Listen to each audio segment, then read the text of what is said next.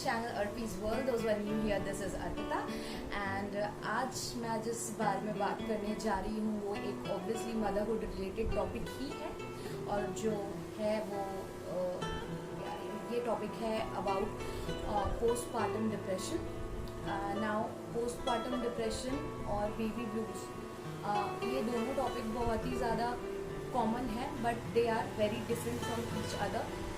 जैसे कि एक लेडी जब प्रेग्नेंट होती है एंड अपने बच्चे को डिलीवर करती है, उसके बाद उसको लगता है कि यार हो सकता है कि वो उसके लिए अनप्लान प्रेगनेंसी हो, या वो बच्चे के लिए बिल्कुल रेडी ना हो, या कभी कभी ऐसा हो जाता है कि बच्चा डिलीवर करने के बाद लगता है यार क्या ये मेरे से हैंडल हो पाएगा। बहुत सारी कन्फ्यूजन रहती है एंड बहुत सारा मतलब बहुत सारी चीज़ें चलती रहती है, क्योंकि एक बच्चा जब आपके लाइफ में आता है तो ऑब्वियसली वो बहुत ज़्यादा खुशी का मौका है, but at the same time वो एक मदर की जो लाइफ होती है उसे पूरी तरह से चेंज कर देता है।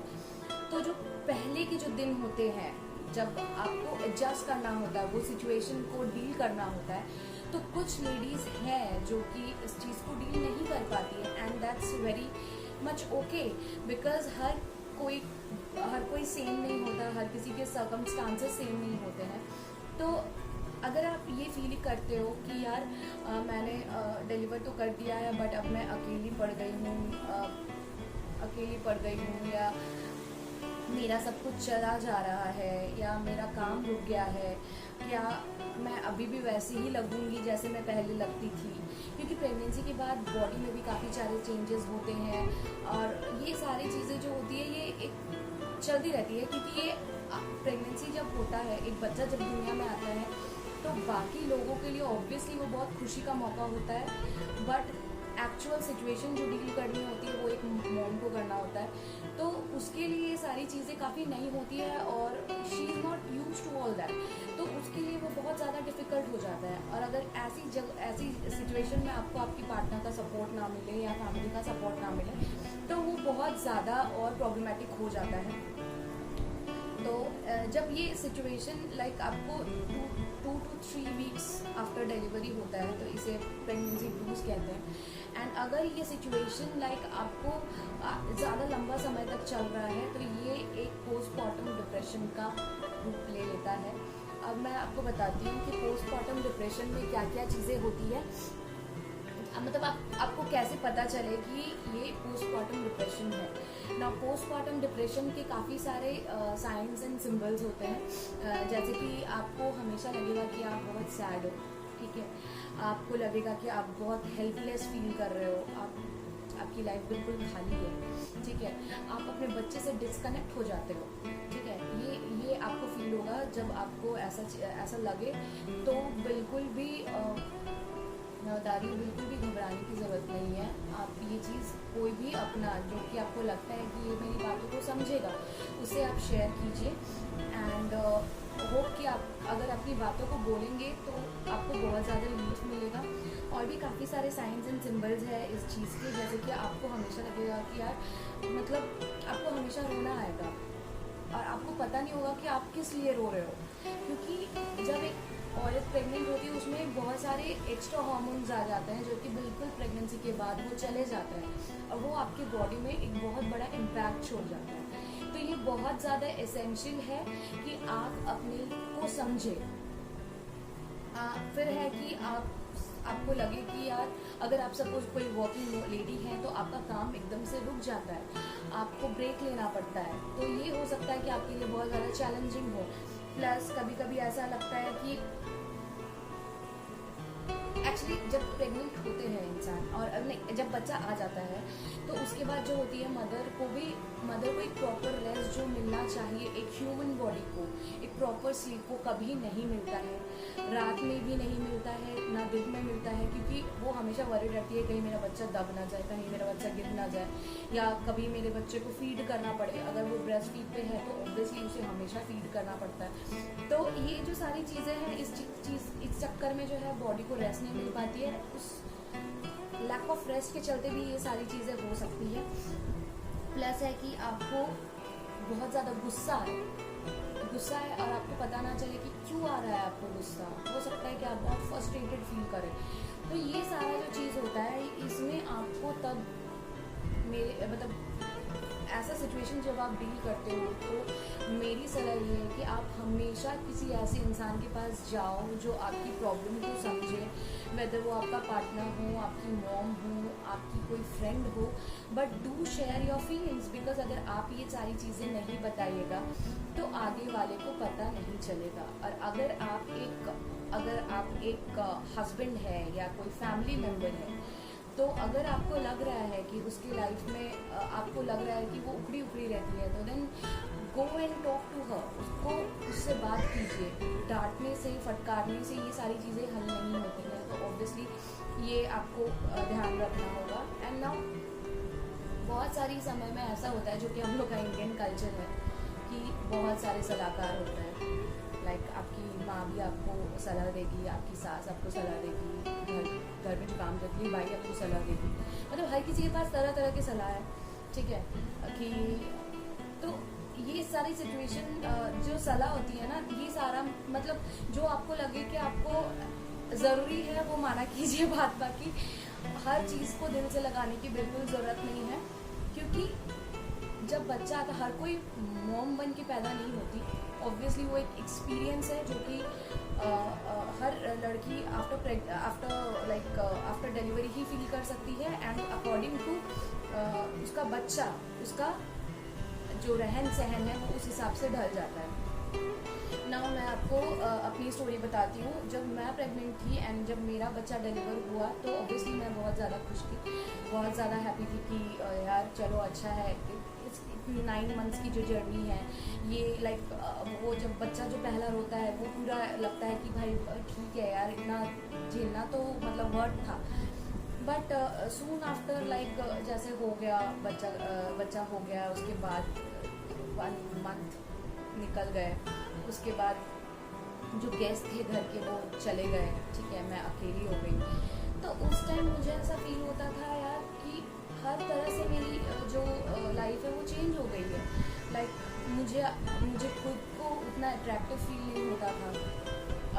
ऑब्वियसली आप अपने लिए टाइम नहीं निकाल सकते, बिकॉज आपको 24/7 उस नन्हे बच्चे के पीछे लगना होता है, बिकॉज आपको हमेशा उसको 1 घंटे बाद फीड करना है, ठीक है। उसके बाद वो सोता है, उसको सुलाना पड़ता है, वो उठता है, उसके हिसाब से आपकी टाइम टेबल चलती है। एट द सेम टाइम अगर आपके हस्बैंड है तो सुबह का टिफिन, दोपहर का लंच, रात का डिनर, सब चीज़ आपको अकेले अकॉर्डिंगली प्रिपेयर करना होता था। तो मैं उस टाइम बहुत अकेले पड़ गई थी एंड मेरे अंदर कहीं ना कहीं ये फीलिंग आ रहा था कि यार ये सारा चीज़ का जो प्रॉब्लम का जो जड़ है ये है, क्योंकि इससे पहले मेरी लाइफ ऐसे बिल्कुल नहीं थी। तो ये सारी, और मैं नहीं बता रही हूँ कि ये सारी चीज़ें बहुत अच्छी फीलिंग है, ये होता है एंड ये होना बिल्कुल नॉर्मल है, ये होना बिल्कुल भी नॉर्मल है। बिकॉज हर कोई माँ बहन के पैदा नहीं होता है एंड हर किसी की अपनी जर्नी होती है। क्या होता है कि जब जैसे बच्चा पैदा होता है, ठीक है, जैसे बच्चा पैदा होता है, अगर सपोज ये तो नेचुरल वे है कि नेचुरल वे में आप 2-3 दिन बाद ही लैक्टेटिंग चालू होता है आप में, लेकिन अड़ोस पड़ोस, मॉम, मदर इन लॉ सब आपके पीछे पड़ जाते हैं यार, बच्चे को दूध नहीं मिल रहा है, बच्चे को दूध नहीं मिल रहा है, बच्चे को पैदा होने के बाद ही माँ का दूध बहुत ज़रूरी होता है। तो कहीं ना ये पैनिक क्रिएट कर देता है एक मॉम के अंदर कि यार वो गिल्टी फील करने लगती है अपने आप में कि नहीं, मेरी मम्मा तो बेस्ट है, बाकी पूरी दुनिया की मम्मा बेस्ट है, तो क्या मैं अपने बेटे के लिए या अपने बच्चे के लिए वैसा कुछ कर पा रही हूँ, क्या मैं बेस्ट हूँ?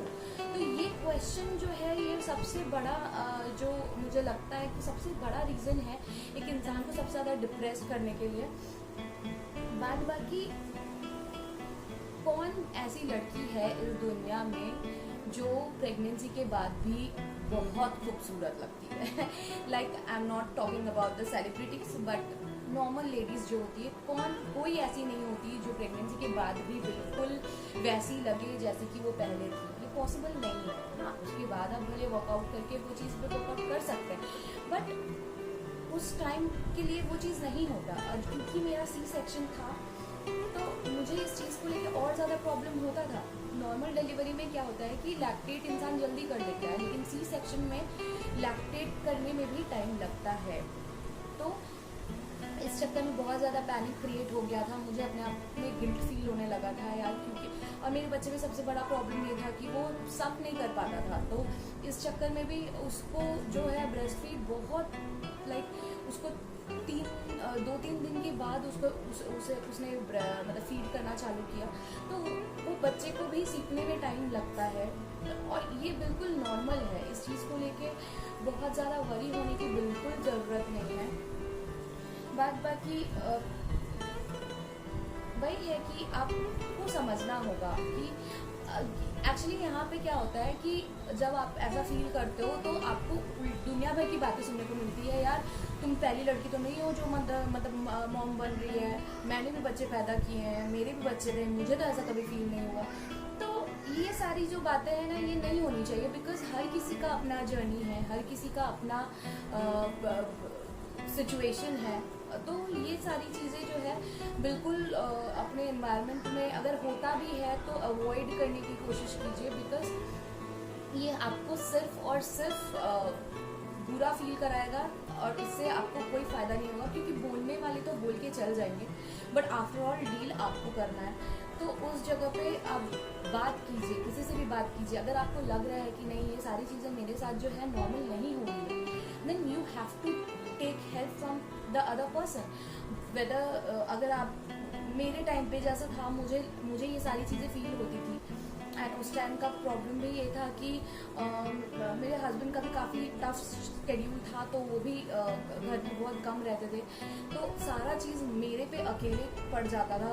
और सारा दिन एक हैबिट नहीं होता है ना कि एक बच्चा दिन भर रो रहा है और दिन भर आप बस उसके लिए किए जा रहे हो, आपको अपने लिए टाइम नहीं है, बिल्कुल कुछ भी नहीं है। आप अगर 5 मिनट अगर सोचो कि सोना है, उसमें भी वो अगर उठ जाए तो वो भी फिर ख़राब हो जाती है। तो ये सारी चीज़ें ना, मैं बिल्कुल नहीं थी इस चीज़ के लिए, और मेरे साथ ये सारी प्रॉब्लम हुई। एंड जब हुई, अब मुझे ऐसा लगता था कि यार मेरा लाइफ बिल्कुल ख़त्म हो चुका है, मेरा फ्यूचर बिल्कुल अब ख़त्म है। तो ये सारी जो फीलिंग है ना, ये मुझे और ज़्यादा डिप्रेस कर रही थी। एंड सडनली क्या हुआ कि एक दिन सारा चीज़ बिल्कुल एक्सट्रीम पे चल गया, and then I burst out. But that was the happiest feeling. वो जो मैंने सारा चीज़ उगल दिया, सारा चीज़ बोल दिया, ये मेरे को काफ़ी ज़्यादा हद तक हेल्प किया अपने आप को रिलीव करने में। बट उसके बाद मैं, ये क्या होता है ना कि ये जब सिचुएशन आपके आती है, ये नॉट ओनली आप पे आती है, ये पूरे फैमिली पे आती है। जो भी आपके साथ रह रहा होता है वो हर किसी पे आती है, क्योंकि ऑब्वियसली कोई भी आपको हमेशा सैड नहीं देखना चाहेगा। स्पेशली आप जब नया डिलीवर किए, तो ये आपके लिए बहुत ही खुशी का समय होना चाहिए, ना कि आप हमेशा आंसू बहा रही है, ये सारा चीज़ होना चाहिए। बाकी जो हस्बैंड होते हैं उनके ऊपर भी काफ़ी ज़्यादा प्रेशर होता है, बिकॉज वो खुद भी एक नए जर्नी में होते हैं, वो खुद अपने आप को बहुत ज़्यादा रेस्पॉन्सिबल फील करते हैं, बिकॉज आपकी जिम्मेदारी तो उस पर है ही, बट अब एक बच्चा भी है। एंड उसके ऊपर अगर आपका भी बिहेवियर ऐसा रहा, मतलब कि जो लगे कि नहीं बिल्कुल नॉर्मल नहीं है, तो ये कहीं ना कहीं उसे भी डिप्रेस कर देता है। तो उसके बाद मैंने जब ये सारी चीज़ें बताई और ये सारा चीज़ मैंने बर्स्ट आउट किया, तब मुझे लगा कि नहीं, ये जो हो रहा है वो नॉर्मल नहीं है, ये चीज़ नहीं होना चाहिए।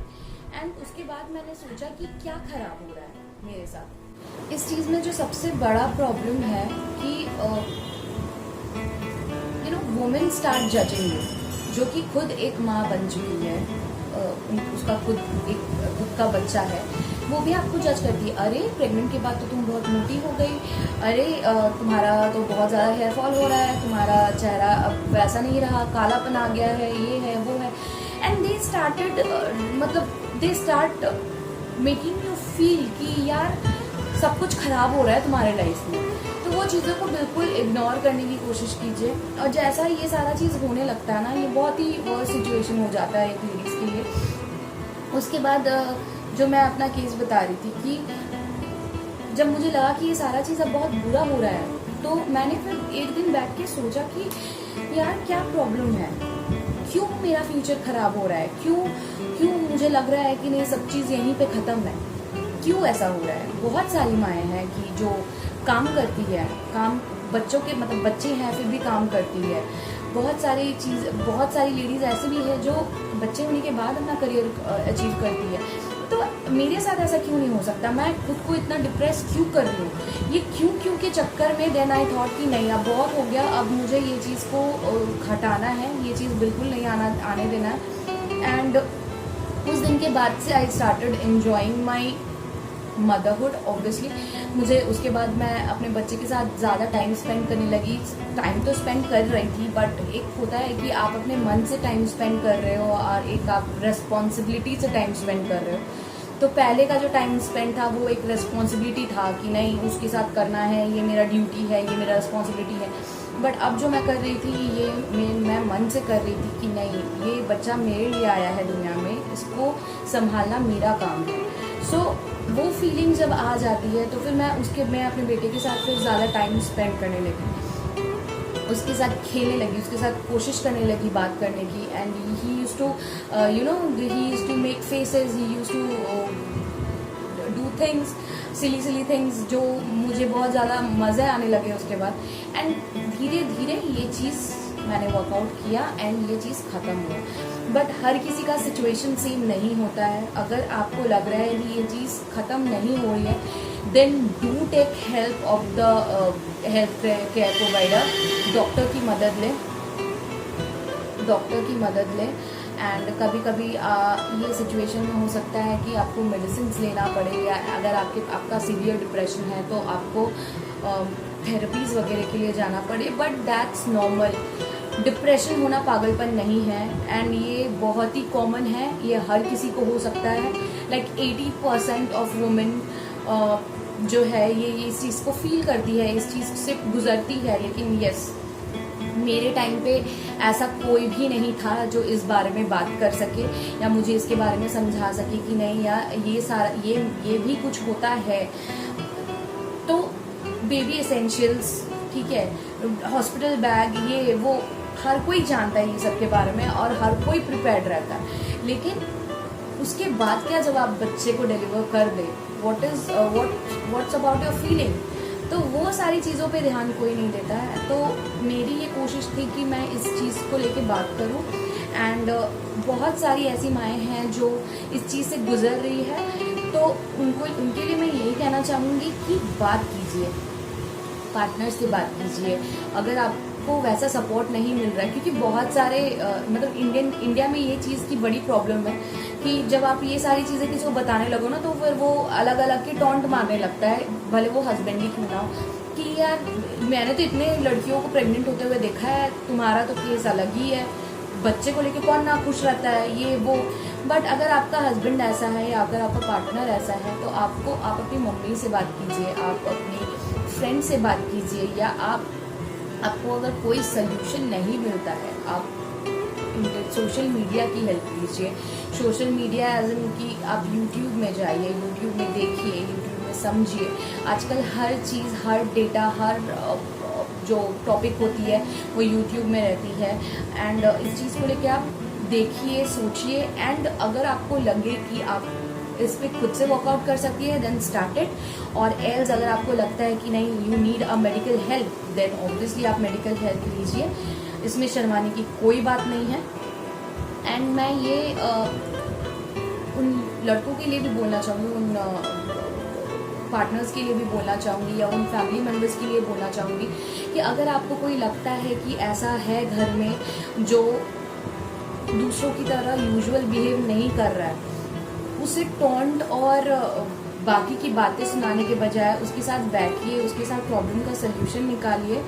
क्योंकि आफ्टर ऑल घर आपका है, परिवार आपका है। अगर खुश है तो आप भी खुश रहेंगे, अगर हर चीज़ वर्स्ट हो जाता है तो ये सिनेरियो आपके लिए भी वर्स्ट ही होगा। तो या प्लीज़ उन लेडीज़ को हेल्प कीजिए, एंड ऑब्वियसली एक हैप्पी लाइफ लीड कीजिए।